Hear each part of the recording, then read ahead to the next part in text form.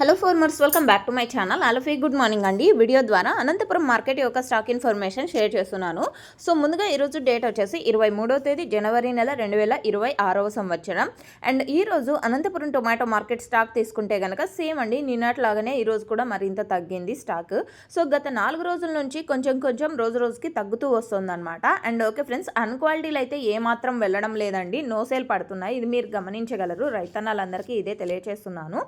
So okay friends, ఇక ఈరోజు Anantapuram total టమాటా stock 90,000 plus boxes వచ్చిందండి. 90,000 ప్లస్ బాక్సెస్ వచ్చింది టోటల్ టమాటా స్టాక్.